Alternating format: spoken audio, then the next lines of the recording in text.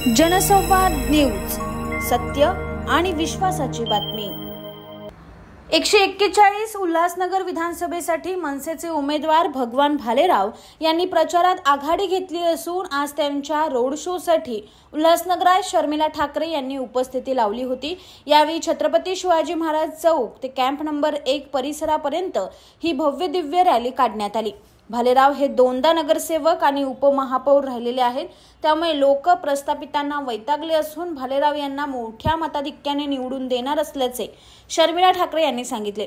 Road show दरम्यान मोठ्या संख्येने नागरिकांनी गर्दी केली। मला असं वाटतं भगवान भालेराव 2 टर्म नगरसेवक होते आणि उपमहापौर होते। त्यांनी इकडे खूप चांगलं काम केलेलं आहे आणि महाराष्ट्राची जी आज परिस्थिती आहे त्या सर्व राजकीय पक्षांना लोक कंटाळलेले आहेत, मतदार कंटाळलेले आहेत आणि त्यांना चांगला स्वच्छ नवीन चेहरा हवा आहे जो राजसाहेबांनी इथे दिलाय आणि मला खात्री आहे की भगवान खूप चांगल्या मताने विजयी होतील। आकाश सहाने, जनसंवाद न्यूज, उल्हासनगर। जनसंवाद न्यूज, सत्य आणि विश्वासाची बातमी। आजच सबस्क्राइब करून बेल आयकॉनला क्लिक करा आणि पहा ताज्या घडामोडींचा अचूक अंदाज आपल्या मोबाईलवर।